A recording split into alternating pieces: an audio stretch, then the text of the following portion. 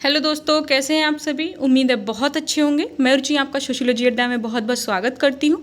तो मेरे परिवार का परिवार टॉपिक में स्वागत है। पार्ट 1 हम लोग पढ़ चुके थे। तो पार्ट 1 में हम लोगों ने पढ़ा था अर्थ और परिभाषा परिवार की। आज हम लोग पार्ट 2 स्टार्ट करेंगे। तो बिना समय गवाए हुए चैनल को लाइक शेयर सब्सक्राइब करने के बाद क्लास स्टार्ट करते हैं, है ना। तो सब्सक्राइब जरूर कर लीजिएगा। बाकी आगे बढ़ते अपनी क्लास पे। परिवार की उत्पत्ति, ओरिजिन ऑफ फैमिली देखेंगे। आज हम लोग पढ़ेंगे ओरिजिन ऑफ फैमिली, हमारा टॉपिक है। तो अभी तक हम लोगों ने बहुत कुछ पढ़ा है परिवार में, लेकिन जो वास्तविकता में हमें पढ़ना चाहिए कहीं ना कहीं हम उससे बहुत दूर हैं। तो मेरी कोशिश रहेगी आपको वो सब चीज़ें पढ़ाने की जो आपके एग्जाम में वास्तविकता में आने वाली हैं, है ना। तो ऊपर ऊपर से बहुत कुछ पढ़ लिया है, लेकिन जो गहराई की चीज़ें हैं या वास्तविकता में जो सच है पाठ्यक्रम का वो हम लोग जानते ही नहीं हैं। उसी सीरीज में आगे बढ़ते हैं। परिवार की उत्पत्ति जानते हैं क्या है। मानव में सदैव से ही भूत तथा भविष्य की विषय में जानकारी प्राप्त करने की इच्छा रही है। बिल्कुल, जो मानव है वो क्या है, जिज्ञासु प्राणी है। उसमें जिज्ञासा रहती है अपने आज को जानने की, अपने कल को जानने की, है ना। तो मानव ने इसी इच्छा के कारण यह जानने की उत्सुकता भी प्रकट की कि परिवार का आरंभ किस प्रकार हुआ तथा उसकी प्रारंभिक रूप क्या था। बिल्कुल जो मानव था इतना जिज्ञासु था, तो उसने सोचा क्यों ना हम परिवार की उत्पत्ति भी जानें। विभिन्न समाजशास्त्रियों एवं मानव शास्त्रियों द्वारा परिवार की उत्पत्ति के संबंध में समय समय पर प्रकट किए गए दृष्टिकोणों को यहाँ प्रस्तुत किया जा रहा है। बिल्कुल, बहुत से समाजशास्त्रियों ने परिवार को जानने की कोशिश की, कैसे उत्पत्ति हुई, किस प्रकार से इसका प्रारंभ हुआ। तो उन दृष्टिकोणों को कहीं ना कहीं प्रस्तुत किया गया है। तो उनके बारे में हम लोग जान लेते हैं। तो यहाँ पे कुछ सिद्धांत हैं, उनकी बात की गई है। तो उन सिद्धांतों को हम लोग पढ़ना स्टार्ट करते हैं। सबसे पहला सिद्धांत है शास्त्रीय सिद्धांत, क्लासिकल थ्योरी। तो प्लेटो तथा अरस्तु ने इस सिद्धांत का प्रतिपादन किया। तो शास्त्रीय जो सिद्धांत है यानी कि क्लासिकल थ्योरी है, किसने दी है, तो प्लेटो तथा अरस्तु ने दी है। आप लोग याद रखेंगे इस चीज़ को। इन विद्वानों की यह मान्यता थी कि आरंभ से ही समाज और सामाजिक समूहों में पुरुषों का आधिपत्य रहा है, उनकी प्रधानता पाई जाती रही है। उन्होंने परिवार की उत्पत्ति में भी पुरुषों को ही प्रमुख कारण माना है। इसी आधार पर इन लोगों ने बतलाया है कि प्रारंभ में पितृसत्तात्मक परिवार ही थे। प्राचीन ग्रीक, रोमन, यहूदी इतिहास पितृसत्तात्मक परिवारों के तथ्य की ही पुष्टि करते हैं, परंतु निश्चयपूर्वक ये नहीं कहा जा सकता कि परिवार का मौलिक रूप यही था।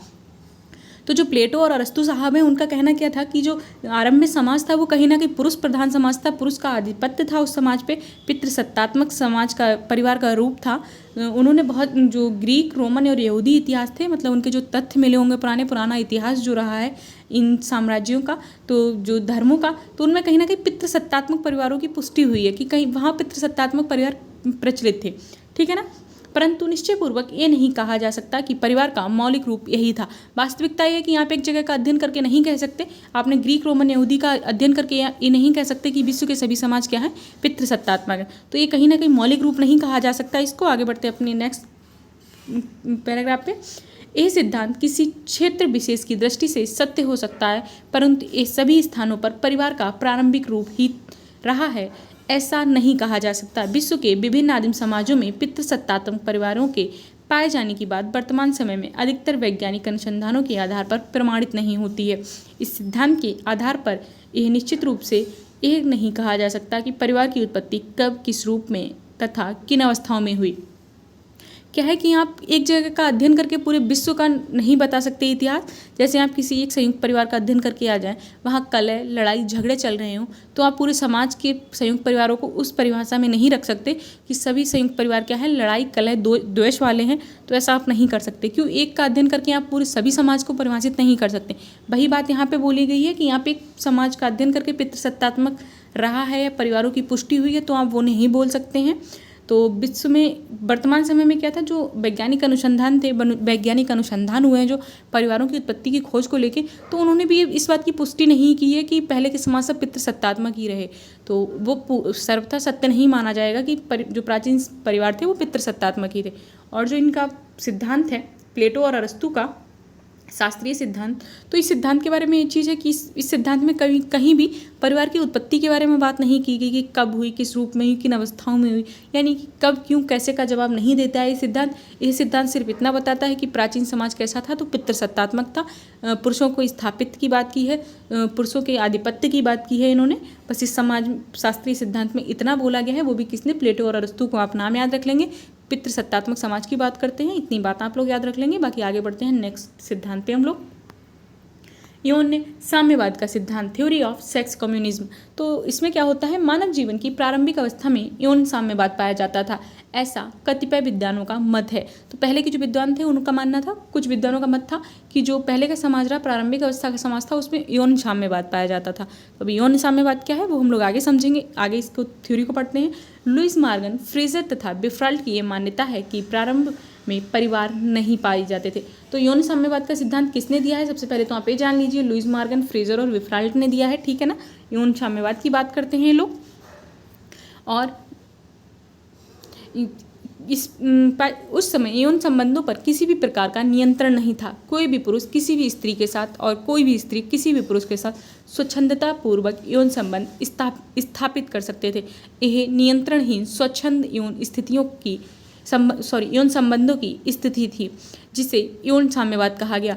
तो क्या था कि जो मॉर्गन साहब थे, फ्रेजर थे, बिफ्राल्ट थे, इन्होंने कहीं ना कहीं यौन साम्यवाद की बात की है। तो यौन साम्यवाद को अगर आप वास्तविकता में, जब इंसान जंगलों में रहता था, आदि मानव था, उसको अपने खाने का होश नहीं था, कपड़े पहनने का होश नहीं था, तो उसको यौन शिक्षा के बारे में कैसे पता होगा कि कौन उसकी पत्नी है, कौन उसका पुरुष। तो कहीं ना कहीं यौन साम्यवाद पाया जाता था। अगर वास्तविकता में आप गहराई में जाएंगे इतिहास की, तो आप इस चीज़ को समझ पाएंगे कि हाँ, कहीं ना कहीं यौन साम्यवाद था प्राचीन काल में, नियंत्रणहीन था। कोई किसी पे हक नहीं जमाता था कि ये मेरी पत्नी है, मेरा पति है ना, क्योंकि उस समय इंसान क्या था, भ्रमणशील था, आज इधर घूम रहा है, आज उधर घूम रहा है, जो मिला जैसा मिला तो उसके साथ हो गया, उसका कोई बंधन नहीं था किसी के साथ। इस अवस्था में परिवार नाम की कोई संस्था नहीं थी, ठीक है ना। तो आदिम समाज में वास्तव में परिवार नाम की कोई संस्था नहीं थी। इस सिद्धांत के प्रतिपादकों ने अपने मत के समर्थन में कुछ आदिम जातियों में पाए जाने वाले ऐसे रीति रिवाजों का उल्लेख किया है, जिनसे ऐसा प्रतीत होता है कि प्रारंभ में यौन संबंधी नियंत्रण बहुत कम ही मात्रा में पाए जाते थे, ठीक है ना। तो उन्होंने कुछ ऐसे रीति रिवाजों का उल्लेख किया जिससे पता चलता है कि यौन संबंध जो नियंत्रण थे वो बहुत कम थे। ऐसे रीति रिवाजों में त्यौहार के अवसर पर यौन संबंधी स्वच्छंदता, पत्नियों का आदान प्रदान और अतिथि सत्कार के लिए पत्नियों को प्रस्तुत करना मुख्य रहा है। तो प्राचीन समाज में, प्राचीन जो समाज था, तो उसमें कहीं ना कहीं ये चीज़ें प्रचलित थी कि जो रीति रिवाज त्यौहार थे उस पर यौन संबंधी स्वच्छंदता, मतलब कोई किसी का संबंध बना रहा है, स्वच्छंदता है, छूट है खुली, पत्नियों का आदान प्रदान हो गया कि मतलब आप एक्सचेंज जो चलता था कि तुम हमारी रख लो, हम तुम्हारी रखने वाला, और अतिथि आया घर पे तो उसके लिए सत्कार के लिए अपनी स्त्री को एक वस्तु की समान तुलना करके उसको सौंप दिया कि आप इसको क्या है, इसका भोग करें। इस सिद्धांत के प्रवर्तक नातेदारी की वर्गीय व्यवस्था से भी काफ़ी प्रभावित थे। तो किस व्यवस्था से प्रभावित थे, आपको ये भी याद रखना है, वर्गीय व्यवस्था से काफ़ी प्रभावित थे, जिसके अंतर्गत यह एक ही आयु समूह के सभी व्यक्तियों को पिता, माता, भाई, बहन, पुत्र अथवा पुत्री के रूप में संबोधित किया जाता था। इन सब तथ्यों के आधार पर कहा गया कि मानव जीवन के आरंभिक काल में यौन साम्यवाद पाया जाता था। तो कहीं ना कहीं मुझे ये तथ्य मॉर्गन साहब का और क्या कहते हैं फ्रेजर बिफ्राल्ट का सही लगता है। उन्होंने कहीं ना कहीं इस चीज़ को धरातल पर रख के देखा और इस सत्यता भी पाई जाती है। मानव शास्त्रीय अनुसंधान यौन साम्यवाद के सिद्धांत की पुष्टि नहीं करते। तो जो मानव शास्त्रीय अनुसंधान है वो यौन साम्यवाद की सिद्धांत की पुष्टि नहीं करते हैं। कुछ जनजातियों में विशिष्ट अवसरों पर कुछ यौन संबंधी शिथिलता अवश्य पाई जाती है और कुछ जनजातियों में यौन संबंधों को कठोरता से नियमित करने के विशेष प्रयत्न नहीं किए जाते हैं, परंतु तथ्यों के आधार पर यह प्रमाणित नहीं होता है कि ये सब यौन साम्यवाद के अवशेष हैं। मानव समाज तो दूर रहा, उन्नत पशु समाज तक में भी यौन साम्यवाद नहीं पाया जाता है। कुछ समूहों में पाई जाने वाली वर्गीय व्यवस्था के आधार पर ये कह देना कि उन लोगों को संबंधों के भेद का अथवा प्राणीशास्त्रीय पितृत्व का ज्ञान नहीं था, एक भ्रम मात्र है। जहाँ कहीं लोग पिता की प्राणीशास्त्रीय पैतृक भूमिका की अपरिचित रहे, वहीं भी परिवार पाए जाते रहे हैं। तो इसमें क्या था कि जो मानव शास्त्रीय अनुसंधान करता थे उनका मानना था कि यहाँ पे ये चीज़ नहीं बोल सकते हैं कि यौन संबंधों के मामले में इतना साम्यवाद था कि कोई किसी से भी संबंध स्थापित करे, ऐसे सत्य नहीं था। किसने कहा? मानव शास्त्रियों ने कहा है। तो जो यौन साम्यवादी सिद्धांत दिया है मॉर्गन ने, बिफ्राल्ट ने, तो इनके बारे में कहा है कि ऐसा नहीं है। कुछ जो जनजातियां हैं वो कहीं ना कहीं आदिम समाज को रिप्रेजेंट करती हैं, तो उन जनजातियों में आज भी यौन संबंधी शिथिलता पाई जाती है, यानी कि कुछ छूटें पाई जाती हैं, कुछ विशेष अवसरों पर छूट दे दी जाती है, लेकिन कुछ में कठोर नियम भी नहीं पाए जाते इस चीज़ को लेके कि यौन संबंधों को लेके। लेकिन इसका मतलब ये नहीं हो जाता कि उनमें यौन साम्यवाद पाया जाता है। पशुओं में तक यौन साम्यवाद नहीं पाया जाता है, ऐसा मानना है मानव शास्त्रीय अनुसंधानकर्ताओं का कि जो पशु हैं वो भी कहीं ना कहीं यौन संबंधी कुछ नियमों का पालन करते हैं। तो इसलिए आपको ये नहीं कह सकते आप कि जो मानव था उसमें यौन बाद पाया जाता था। ठीक है ना। आगे बढ़ते हैं अपने नेक्स्ट प्रकार पे, नेक्स्ट सिद्धांत पे, एक विवाह का सिद्धांत। ठीक है ना। तो इस सिद्धांत के बारे में हम लोग वैसे जान भी चुके हैं, लेकिन फिर भी यहाँ पे तो हम लोग को जानना जरूरी पड़ जाता है क्योंकि हम लोग परिवार की उत्पत्ति के बारे में बात कर रहे हैं। इस सिद्धांत का प्रतिपादन वेस्टरमार्क ने अपनी पुस्तक हिस्ट्री ऑफ ह्यूमन मैरिज में किया। तो वेस्टरमार्क की बुक है हिस्ट्री ऑफ ह्यूमन मैरिज, यहाँ पे याद रखेंगे। एक विवाह का सिद्धांत कौन सी पुस्तक में दिया है? तो हिस्ट्री ऑफ ह्यूमन मैरिज में दिया है। ठीक है ना। उनकी यह मान्यता है कि आरंभ में एक विवाही परिवार ही थे। डार्विन का कहना है कि परिवार का जन्म पुरुष के आधिपत्य और ईर्ष्या की भावना के कारण हुआ। तो डार्विन साहब का कहना था क्या कि जो परिवार है उसका कहीं ना कहीं उत्पत्ति जो है पुरुष के आधिपत्य और ईर्ष्या की भावना के कारण, कि जो मेरी वस्तु है वो मेरी ही है, तो वो क्या है? आधिपत्य है, अपना दिखाना। ईर्ष्या कि कोई मेरी पत्नी को बुरी नज़र से ना देखे, दूसरे ने अगर देख लिया तो वो कहीं ना कहीं जलन की स्थिति आ जाती। ईर्ष्या की भावना ने कहीं ना कहीं परिवार की उत्पत्ति को कहा है। तो ऐसा किसने माना है? डार्विन ने माना है। वेस्टरमार्क ने डार्विन के इस कथन का पूर्ण समर्थन करते हुए बतलाया है कि पुरुष स्त्रियों पर उसी प्रकार अधिकार रखना चाहता था जिस प्रकार संपत्ति पर। बिल्कुल वेस्टरमार्क का कहना था कि जो पुरुष था वो जैसे संपत्ति को समझता था उसी प्रकार से स्त्रियों को समझता था, और जिस प्रकार संपत्ति पर अपना अधिकार दिखाता था वैसे ही स्त्रियों पर दिखाता था, है ना। अपनी शक्ति के आधार पर पुरुष स्त्री पर अपना अधिकार स्थापित करने में सफल भी हुआ। वास्तविकता है आज के समाज में ही पुरुष प्रधान समाज है आज भी, तो आज भी स्त्रियों पर अपना आधिपत्य पुरुष समाज जमाए हुए है, तो इसमें कहीं ना कहीं कोई दोहराए नहीं है। फिर जब इस एकाधिकार को स्त्री पुरुष दोनों के हित में आवश्यक समझा गया तो समाज द्वारा इसे मान्यता प्राप्त हो गई। बिल्कुल जब कहीं ना कहीं इसको सही समझा गया तो इसे मान्यता भी दे दी। पुरुष प्रधान समाज को क्या है? मान्यता भी दे दी। इसने प्रथा का रूप ग्रहण कर लिया। आगे चलकर यही विवाह की रीति बन गई। तो क्या है? समाज ने स्वीकार किया कि चलो इनको ये पसंद है तो इनका कहीं ना कहीं एक संबंध का नाम दे दिया जाए, जिसको क्या कहा गया? विवाह कहा गया। वेस्टरमार्क ने छोटी पूंछ वाले बंदरों, गोरिल्ला, चिंपैंजी आदि का अध्ययन करके बतलाया। तो वेस्टरमार्क ने समझ रहे हैं विवाह का अध्ययन कहाँ से किया? जानवर मतलब पशुओं पे किया। बंदरों, गोरिल्ला, चिंपैंजी कि इनमें भी एक विवाह की प्रथा का ही प्रचलन है और यौन कामाचार की कल्पना अथवा परिवार न होने का सिद्धांत अवास्तविक एवं अव्यवहारिक है। तो जो बंदर हैं, गोरिल्ला और चिंपैंजी हैं, ये भी क्या है? एक विवाह प्रथा का पालन करते हैं। आप ये देख लो पशुओं में तक की एक विवाह प्रथा चल रही है। जुकरमैन तथा मेलिनोवस्की ने भी वेस्टरमार्क के इस सिद्धांत का समर्थन किया है। मेलिनोवस्की ने लिखा है, एक विवाह ही विवाह का सच्चा स्वरूप है, रहा था तथा रहेगा। बहुत से लोगों को दो डेफिनेशन में बहुत कन्फ्यूज़न आता है, तो आपको ये चीज़ अभी बता दूं कि जो मेलिनोवस्की की भी डेफिनेशन आई है, एक विवाह ही विवाह का सच्चा स्वरूप है, रहा था और रहेगा। ये डेफिनेशन बहुत इंपॉर्टेंट है। ए और इसके साथ ही वेस्टरमार्क की डेफिनेशन जो नीचे दे रखी है, वेस्टरमार्क ने एक विवाह की प्रथा को ही विवाह का स्वस्थ स्वरूप माना है। तो यहाँ पे स्वस्थ स्वरूप लिखा है, लेकिन आपको बहुत जगह आदि स्वरूप देखने को मिल जाएगा। तो स्वस्थ स्वरूप की जगह पे वर्ड यूज होगा आदिम स्वरूप। ठीक है ना। दोनों डेफिनेशन मोस्ट इंपॉर्टेंट है, बहुत बार पूछी गई है। नेट से लेके टीजीटी पीजीटी में भी दोनों डेफिनेशन बहुत बार पूछी गई है और आपके एग्जाम के लिए भी इंपॉर्टेंट हो जाती हैं कहीं ना कहीं, क्योंकि जो इतनी बार पूछा गया है तो आपके एग्जाम में पूछे जाने की संभावना बहुत ज़्यादा हो जाती है। अन्य विवाह प्रथाओं जैसे बहुविवाह इत्यादि को रोगों के रूप में माना है। ठीक है ना। बहुविवाह को इन्होंने क्या माना है? रोग माना है, कि समाज के लिए क्या है? रोग की तरह है। अब डेफिनेशन को आप याद कैसे करेंगे? दोनों डेफिनेशन बहुत ईजी हैं। आदिम स्वरूप किसने कहा है? विवाह की प्रथा को विवाह का आदिम स्वरूप। ठीक है ना। एक विवाह की प्रथा को विवाह का आदिम स्वरूप किसने कहा है? बहुत छोटी डेफिनेशन है, वेस्टरमार्क की है। मेलिनोवस्की ने सच्चा स्वरूप रहा था रहेगा। तो वर्ड याद रखिए, रहा था रहेगा, सच्चा स्वरूप, आदि स्वरूप याद मत रखिए। रहा था रहेगा जिसकी डेफिनेशन में आएगा वो मेलिनोवस्की की हो जाएगी। आदिम स्वरूप जिसकी डेफिनेशन में आएगा वो वेस्टरमार्क की हो जाएगी। बाकी आगे पीछे का याद मत रखिए। एक विवाह की दोनों लोगों ने बात की है, वेस्टरमार्क, मेलिनोवस्की ने। दो डेफिनेशन आप लोग को श्योर याद हो गई होंगी मेरे एक कॉन्सेप्ट से, कि आदिम स्वरूप मतलब वेस्टरमार्क। ठीक है ना। स्वस्थ स्वरूप, आदिम स्वरूप, कुछ भी वर्ड यूज हो, वेस्टरमार्क। लेकिन समाज का स्वरूप रहा था रहेगा आ गया तो मतलब मेलिनोवस्की। ठीक है ना। इसमें दो डेफिनेशन याद हो गई, बहुत ईजिली डेफिनेशन याद हो जाती है अगर आप लोग सच में उनको एक दो बार सही से पकड़ने की कोशिश कर लें, डेफिनेशन का पॉइंट पकड़ने की कोशिश करें, डेफिनेशन बहुत अच्छे से याद होती है। आगे बढ़ते हैं। यद्यपि परिवार की उत्पत्ति के संबंध में वेस्टरमार्क ने महत्वपूर्ण कारकों पर जोर दिया, तथापि ये नहीं माना जा सकता है कि सभी स्थानों पर विवाह की उत्पत्ति एक विवाह प्रथा के आधार पर ही हुई हो। बिल्कुल वास्तविकता है कि आप नहीं कह सकते कि हर समाज में एक विवाह के आधार पर ही समाज की उत्पत्ति हुई हो या परिवार की उत्पत्ति हुई। जैसे हम लोगों ने भी पहला सिद्धांत पढ़ा था जो शास्त्रीय सिद्धांत था, तो उसमें जैसे नहीं कह सकते कि हर समाज पितृसत्तात्मक था, तो वैसे ही यहाँ पे भी नहीं कह सकते कि हर समाज में एक विवाह ही परिवार की उदय का कारण बना हो, ऐसा नहीं मान सकते हम लोग। आगे बढ़ते हैं नेक्स्ट सिद्धांत पे, मातृसत्तात्मक सिद्धांत। विफ्राल्ट ने वेस्टरमार्क के इस एक विवाह सिद्धांत की कटु आलोचना करते हुए अपनी पुस्तक दी मदर्स में परिवार की उत्पत्ति के संबंध में पितृसत्तात्मक सिद्धांत प्रस्तुत किया। मैंने आपको दी मदर्स बुक एक शायद क्विज में कराई है या मैंने पढ़ाई है आपको दी मदर्स बुक, शायद परिवर्तन वाले टॉपिक में पढ़ाई है, मुझे याद है बहुत अच्छे से। विफ्राल्ट भी बताया था, मातृसत्तात्मक सिद्धांत भी बताया था, तो दी मदर्स बुक आप लोग याद रखेंगे, मातृसत्तात्मक सिद्धांत भी याद रखेंगे, ठीक है। और किसका है, विफ्राल्ट का है, ये भी याद रखेंगे। आगे बढ़ते हैं।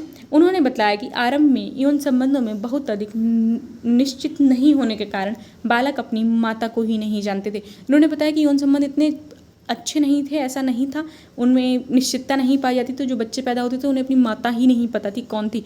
माता और संतान के संबंधों में घनिष्ठता पाई जाती थी। तो जो माता थे, सॉरी मैंने शायद गलत वो कर दिया, माता को ही जानते थे, नहीं है, माता को ही जानते थे, मतलब अपने बच्चा अपनी माँ को ही जानता था, बाकी दुनियादारी में किसी को नहीं जानता था। माता और संतान के संबंध में घनिष्ठता पाई जाती थी। तो जो माँ और बच्चे हैं उनके संबंध में घनिष्ठता पाई जाती थी, बाकी समाज में वो किसी और लोग को नहीं जानते थे। आप वास्तविकता देखेंगे, अगर मैं आपको आदिम समाज या जंगली समाज को अपने माइंड में फील करने के लिए बोल दूं कि आप उस समाज को फील करके देखिए, तो बच्चा पैदा हुआ तो माँ से ही जुड़ा है, माँ उस बच्चे को जानेगी, बच्चा को पालन पोषण करेगी, तो इसलिए बच्चा भी माँ को जानेगा। बाकी किसी दुनिया को इर्द गिर्द में कौन पिता है उसका, कौन क्या है, वो नहीं जानेगा, ठीक है ना। क्यों? क्योंकि उस टाइम यौन संबंधों को लेकर इतनी निश्चितता नहीं थी।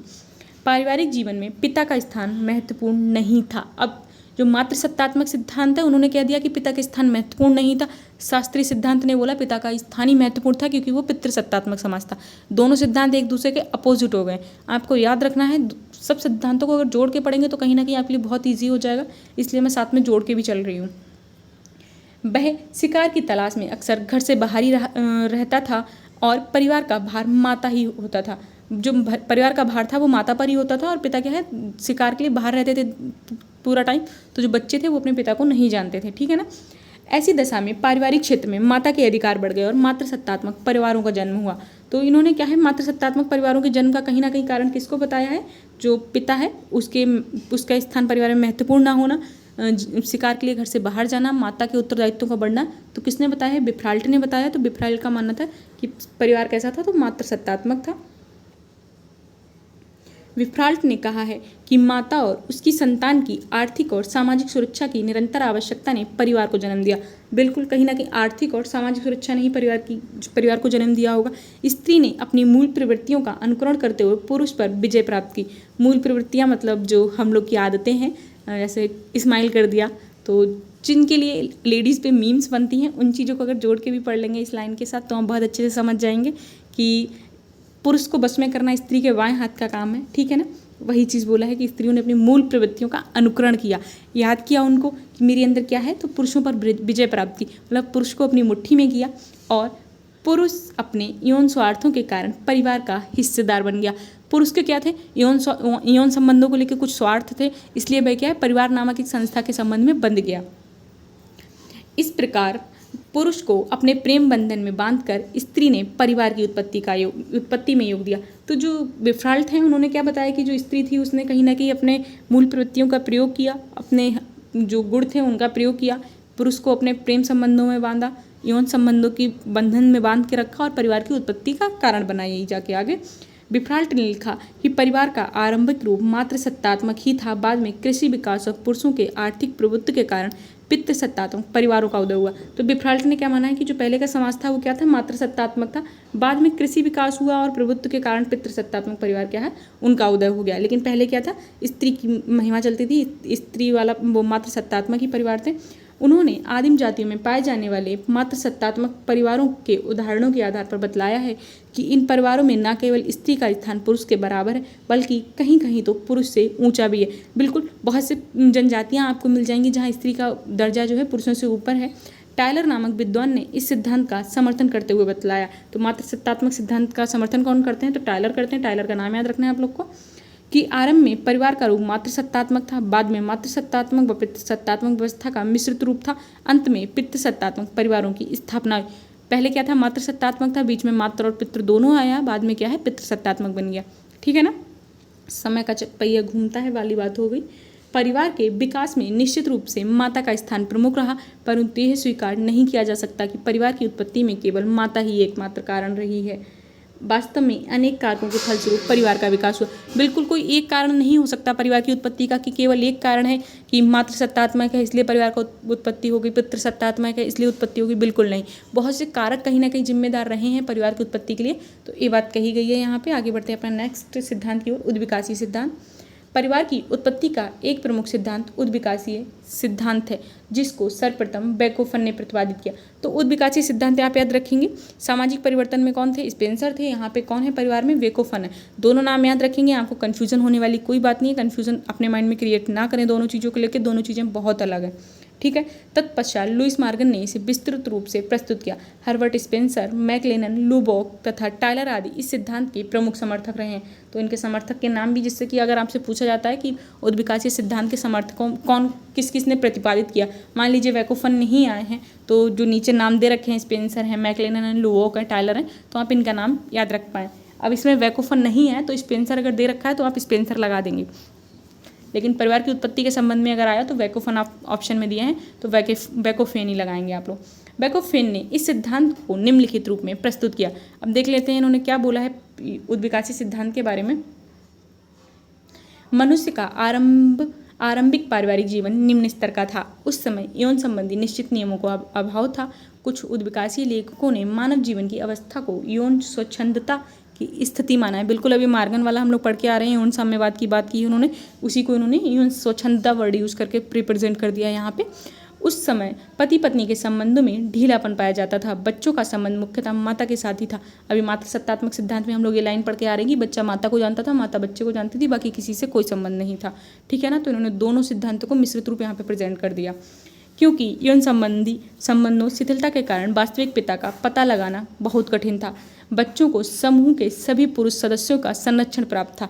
इस समय पारिवारिक संबंधों में काफ़ी ढीलापन था। इस स्थिति को ही परिवार का आरंभिक अवस्था माना जाता है। बिल्कुल जो परिवार का आरंभिक अवस्था क्या थी कि बच्चे का पिता नहीं पता था, क्योंकि स्वच्छंदता थी यौन साम्यवाद को लेके, यौन जो संबंध थे उनको लेके इतनी स्वच्छंदता की थी कि बच्चे का पिता पता लगाना मुश्किल था। तो इसलिए जिस ग्रुप में रहते थे तो वो उस ग्रुप के सभी पुरुष क्या है उस बच्चे का ध्यान रखते थे।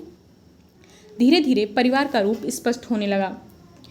यह दरिद्रता और आर्थिक कठिनाइयों का समय था। लोगों को खाने पीने की वस्तुएं प्राप्त करने के लिए कठोर परिश्रम और प्रकृति के साथ घोर संघर्ष करना पड़ता था। ऐसी परिस्थितियों में लड़कियों के लिए कठिन परिश्रम करना बड़ा मुश्किल था, अतः उन्हें जन्मते ही मार दिया जाता था। देख रहे हैं आप कन्या भ्रूण हत्या कहाँ से जन्मी है, ठीक है ना। तो कन्या भ्रूण हत्या का कॉन्सेप्ट भी कहीं ना कहीं इसी कॉन्सेप्ट से जुड़ के आगे जाएगा।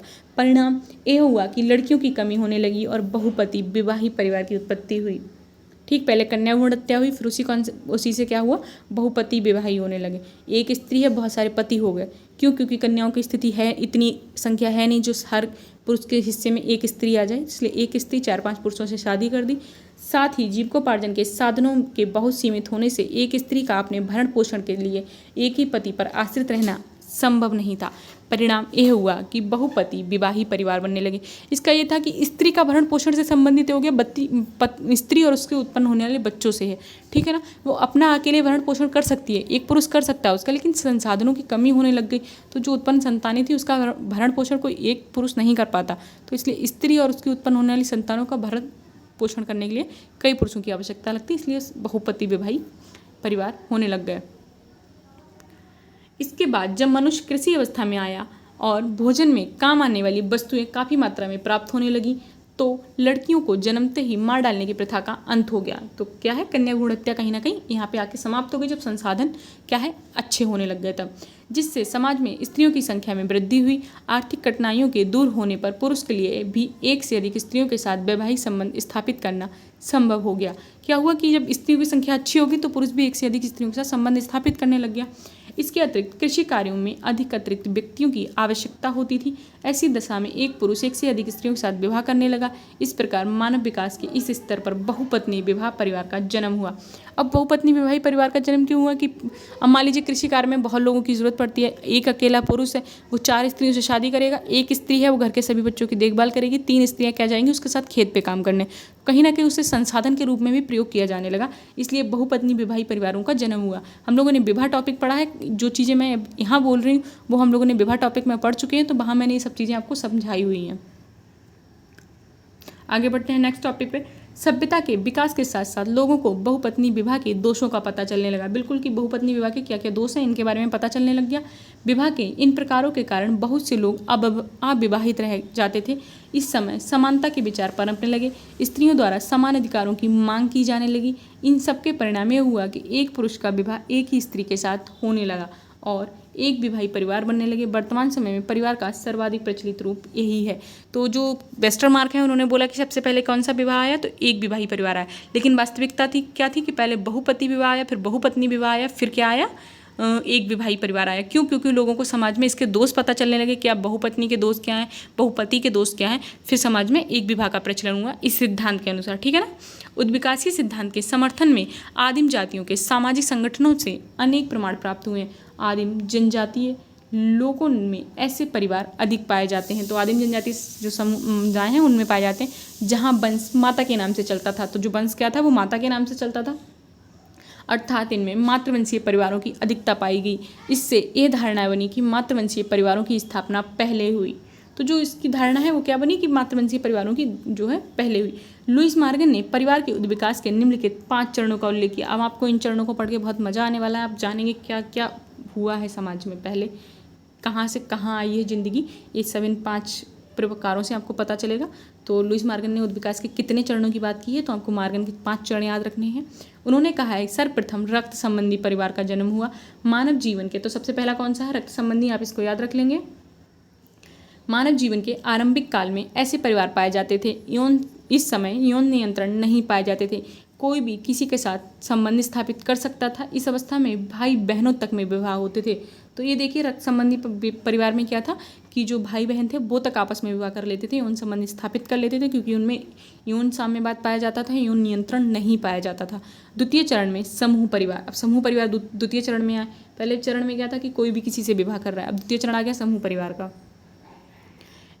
एक परिवार के सभी भाइयों का विवाह दूसरे परिवार की सभी बहनों के साथ होता था। इनमें से प्रत्येक व्यक्ति सभी स्त्रियों का पति माना जाता था, प्रत्येक स्त्री सभी पुरुषों की पत्नी।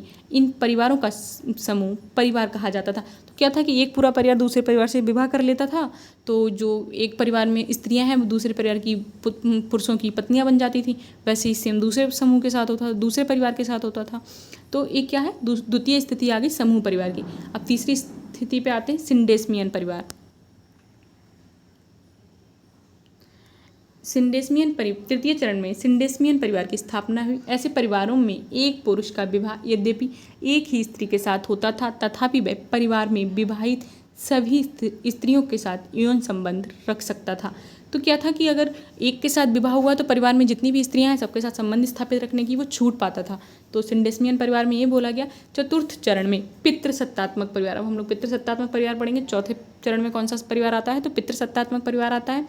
इस समय परिवार में पिता सर्वशक्तिशाली हो गया, उसके अधिकार बढ़ गए, वह अपनी इच्छा अनुसार एक से अधिक स्त्रियों के साथ विवाह करने लग गया। पुरुष प्रधान समाज हो गया। क्या हुआ, पितृसत्तात्मक परिवार आ गया। पुरुष अपनी इच्छाओं के लिए क्या है एक से अधिक लोगों से विवाह करने लगा, एक से अधिक स्त्रियों से विवाह करने लगा। पंचम चरण एक विवाहित परिवार। तो सबसे लास्ट में क्या आया, एक विवाहित परिवार आया सबसे लास्ट में। ऐसे परिवार उद्विकासीय क्रम में अंतिम अवस्था हैं और आधुनिक समय में इन्हीं परिवारों का सर्वाधिक प्रचलन पाया जाता है। ऐसे परिवार में एक पुरुष का विवाह एक ही स्त्री के साथ होता है और उनके यौन संबंध उन्हीं तक सीमित रहते हैं। इस प्रकार उद्विकासीय सिद्धांत के अनुसार परिवार विभिन्न स्तरों से गुजरकर वर्तमान अवस्था में पहुंचा है।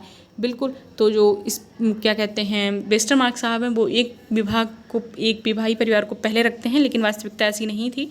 वास्तविकता क्या है, सबसे अंत में एक विवाहित परिवार आया। किसके हिसाब से, मॉर्गन के हिसाब से। तो मॉर्गन ने ऐसे डिफाइन किया। इस सिद्धांत के विरुद्ध सबसे बड़ी आपत्ति तो ये है कि मानव शास्त्रीय अनुसंधानों के आधार पर आज तक ऐसा कोई आदिवासी समूह नहीं पाया गया जिसमें यौन कामाचार की स्थिति पाई जाती हो, जबकि उद्विकासवादी लेखक यह मानते हैं कि प्रारंभ में यौन कामाचार की स्थिति थी। साथ ही इस बात को स्वीकारा नहीं जा सकता कि प्रत्येक स्थान पर और प्रत्येक समाज में परिवार के विकास का एक ही प्रकार का क्रम रहा। वर्तमान में अनेक विद्वान परिवार की उत्पत्ति संबंधी इस सिद्धांत को स्वीकार नहीं करते हैं। क्या है, मार्गन ने जो सिद्धांत का क्रम बताया है, 5 जो क्रम बताए हैं, उनको सब लोग स्वीकार नहीं करते। उसका कारण ये है कि सभी समाज में एक प्रक्रिया नहीं व्याप्त हो सकती, ठीक है ना। कोई विकास का क्रम तो है नहीं बच्चे में कि बच्चा जन्म होगा तो बढ़ेगा, ऐसा तो कुछ समाज में प्रचलित नहीं था ना। तो उसमें क्या है कि सब जो मानव शास्त्री थे उन्होंने ऐसा नहीं माना, किसी अनुसंधान में इसका ऐसा प्रमाण नहीं मिला। जो आदिवासी समुदाय हैं उसमें इतनी स्वच्छंदता मिली नहीं है, यौन कामाचार पनपा नहीं है, तो लोग जो साधार पे बोल दें कि पहले ऐसा रहा होगा, तो ऐसा नहीं है, तो इसलिए इसको स्वीकार नहीं करते हैं। बहुत से समाजशास्त्री हैं, मानव शास्त्री हैं, वो इसको स्वीकार नहीं करते हैं। 6 पे आते हैं चक्राकार सिद्धांत। तो चक्राकार सिद्धांत के प्रतिपादक हैं स्पेंगलर साहब। तो स्पेंगलर को हम लोग अंडरलाइन कर लेते हैं, नाम याद रखेंगे आप लोग। इस सिद्धांत के प्रतिपादकों में स्पेंगलर का नाम विशेष रूप से उल्लेखनीय है। सोरोकिन, लीप्ले, जिमरमैन इस सिद्धांत के अन्य प्रतिपादक रहे हैं। तो चक्राकार सिद्धांत के अगर स्पेंगलर का नाम नहीं आता है तो आप लोग सोरोकिन, लीप्ले और जिमरमैन का नाम याद रखेंगे। इस सिद्धांत को स्पष्ट करने के दृष्टिकोण से घड़ी के पेंडुलम का उदाहरण दिया गया। तो आपको पेंडुलम का सिद्धांत मैंने बताया था सामाजिक परिवर्तन के सिद्धांत में कि पेंडुलम का सिद्धांत था। तो अगर आप लोग को याद हो तो पेंडुलम का सिद्धांत किसने दिया था, आपके माइंड में क्लिक कर रहा है क्या? मैं बताती हूँ, सोरोकिन ने दिया था, ठीक है ना। पेंडुलम का सिद्धांत किसने दिया? तो सोरोकिन ने दिया है। जिस प्रकार घड़ी के पेंडुलम एक छोर से दूसरी छोर तक जाता है और पुनः अपने मूल स्थान पर आता है, यह क्रम चलता रहता है। तो ये किसने कहा था? सोरोकिन ने कहा था। अगर सोरोकिन का आपको सिद्धांत याद आ रहा हो, मैंने डायग्राम ऐसे दिखाया था, अभी मैं आपको डायग्राम बना के दिखा देती हूँ।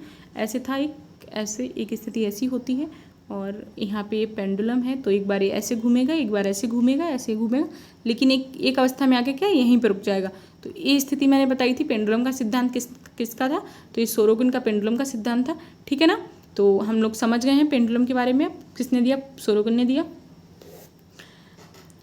ठीक इसी प्रकार पारिवारिक प्रतिमान एक छोर से दूसरे छोर की ओर बढ़ते हैं और पुनः अपने मूल स्थान पर लौट आते हैं। तो उन्होंने क्या बताया कि परिवार के प्रतिमान पहले एक स्थिति से दूसरी स्थिति जाएंगे, जैसे पेंडुलम हिलता है एक स्थान से दूसरे स्थान, लेकिन बीच में आके मूल स्थिति पर रुक जाता है। वैसे ही परिवार के जो प्रतिमान हैं वो भी अपने मूल स्थान पर आकर लौट आते हैं। तत्पश्चात फिर भी परिवार का विकास आरंभ होता है। सोरोकिन ने पारिवारिक विकास के इतिहास की 3 अवस्थाओं का उल्लेख किया है। तो कितनी अवस्थाओं का उल्लेख किया है? तो 3 अवस्थाओं का उल्लेख किया, आपको याद रखना है।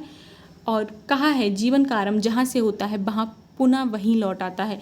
परिवार की उत्पत्ति का विकास के संबंध में उन्होंने इस विचार को महत्व दिया है। लीप्ले नामक विद्वान ने फ्रेंच पारिवारिक विकास के इतिहास को 6 भागों में विभक्त किया है और परिवार की उत्पत्ति के इस चक्राकार सिद्धांत का समर्थन किया है। क्या है? चक्राकार सिद्धांत है, इसका समर्थन किया है सोरोकिन ने। मूलर लियर का सिद्धांत, अब 7 नंबर पे हम लोग आ जाते हैं। मूलर लियर का सिद्धांत क्या है उसको समझ लेते हैं। मूलर लियर ने परिवार के इतिहास को 3 भागों में विभक्त किया है। तो जो मूलर लियर थे उन्होंने उनके नाम से ही सिद्धांत है, तो उनको तो बहुत रटने की जरूरत पड़ेगी नहीं मूलर लियर का सिद्धांत, तो लेकिन फिर भी अंडरलाइन करने की आवश्यकता तो है। कितने भागों में बांटा है? तो 3 भागों में बांटा है। नंबर 1 देख लेते हैं। गोत्र काल, परिवार काल, व्यक्तिगत काल। तो गोत्र काल है, परिवार काल है, फिर व्यक्तिगत काल है। उन्होंने प्रथम 2 कालों को 3-3 उपकालों में बांटा है। मतलब जो गोत्र काल है, परिवार काल है, उन्हें भी 3-3 उपकालों में बांटा है। प्रारंभिक काल, मध्यकाल, उत्तरकाल। तो जो गोत्र काल है उसका भी प्रारंभिक काल होगा, मध्यकाल होगा, उत्तरकाल होगा। वैसे ही परिवार काल जो दिया है उसका भी 3 होगा, प्रारंभिक काल, मध्यकाल और उत्तरकाल, ठीक है ना। तीसरे काल का अभी आरंभ ही हुआ है, यानी कि व्यक्तिगत काल जो है वर्तमान में क्या है उसका आरंभ हुआ है। मूलर लियर की मान्यता है कि अब एक नवीन प्रजातांत्रिक परिवार की स्थापना हो रही है। यह युग प्रजातांत्रिक परिवार के आरंभ का युग है। उन्होंने लिखा है कि जहाँ राज्य शक्तिशाली होता है, परिवार कमज़ोर होता है और स्त्रियों की स्थिति अच्छी होती है, और जहाँ राज्य कमज़ोर होता है वहाँ परिवार शक्तिशाली होता है और स्त्रियों की स्थिति खराब होती है। तो ऐसा मूलर लियर का मानना था कि राज्य शक्तिशाली होगा, परिवार कमज़ोर होगा। मतलब जो कानूनी प्रथाएं हैं, संविदाएं हैं, वो ताकतवर होंगी, तो कहीं ना कहीं परिवार में जो हस्तक्षेप करने वाली संस्थाएं हैं वो शक्तिशाली हो जाएंगी। जैसे कानून हो गया, अगर शक्तिशाली होगा तो परिवार कमज़ोर होगा। परिवार कमज़ोर होगा इन द सेंस ये है कि जो पुरुष आधिपत्य है, तो बहुत ज़्यादा पुरुष अपना आधिपत्य स्त्रियों पर नहीं दिखा पाएंगे और स्त्रियों की स्थिति क्या है, अच्छी हो जाएगी। लेकिन अगर राज्य कमज़ोर है, राज्य का मतलब है कानून सरकार से है, सरकार कमज़ोर है, तो परिवार शक्तिशाली हो जाएगा, तो वह स्त्रियों पर कहीं ना कहीं अपना प्रभाव डालेगा और स्त्रियों की स्थिति खराब हो जाएगी। समझ रहे हैं इन दोनों लाइन का मतलब, ठीक है ना। यहाँ राज्य का मतलब सरकार से है, कानून से है, और परिवार का मतलब है पुरुष प्रधान समाज से है, ठीक है ना। परिवार की उत्पत्ति के संबंध में यहाँ अनेक सिद्धांतों पर विचार किया गया है, परंतु इन सबके विश्लेषण के आधार पर यही निष्कर्ष निकलता है कि परिवार की उत्पत्ति को किसी एक सिद्धांत अथवा एक कारक के माध्यम से नहीं समझा जा सकता। बिल्कुल, वास्तविकता ये है कि किसी को भी एक आधार पर नहीं समझ सकते। आप सोच लो कि विकास का सिद्धांत पढ़ लें, इस आधार पर परिवार की उत्पत्ति हुई है, तो बिल्कुल नहीं हुई है। मॉर्गन के सिद्धांत की बात कर लें तो उसके आधार पर हुई, तो बिल्कुल नहीं हुई है। कहीं ना कहीं परिवार की उत्पत्ति सिर्फ एक विचार है, परिवार का विकास हुआ है। इस विकास में अनेक कारकों का योग रहा है। वास्तव में परिवार सृष्टि के आरंभ से ही किसी न किसी रूप में पाए जाते हैं। मानव जीवन के इतिहास में के किसी ऐसे काल का पता आज तक नहीं चल पाया है जब परिवार की संस्था नहीं थी। तो परिवार नाम की संस्था नहीं थी, तो ऐसा किसी काल का पता नहीं चला है। स्पष्ट है कि अनेक कारकों ने परिवार के विकास में योग दिया है। परिवार के विकास में मानव की कुछ मौलिक आवश्यकताओं ने महत्वपूर्ण भूमिका निभाई है। ऐसी आवश्यकताओं में यौन संबंधी संतानोत्पत्ति की कामना, बच्चों के पालन पोषण की अनिवार्यता प्रमुख रही है। तो कहीं ना कहीं परिवार की जो आवश्यकताएं हैं वो 3 ही हैं: यौन संबंधी, संतानों की उत्पत्ति और बच्चों का पालन पोषण। वृद्धों की देखभाल भी एक चौथा ऐड हो जाता है। फिलहाल यहाँ पे 3 ही दिए हैं। तो इनकी वजह से ही कहीं ना कहीं परिवार का स्थायित्व है, परिवार की कहीं ना कहीं संरचना भी विद्यमान है समाज में। तो आज हम लोगों ने परिवार की उत्पत्ति के सिद्धांत पढ़ लिए हैं। परिवार की उत्पत्ति के सिद्धांत इतने ही थे। आज मैंने आप लोग का ये चैप्टर फिनिश करा दिया है। मिलेंगे नेक्स्ट क्लास में, तब तक के लिए tata bye bye, take care.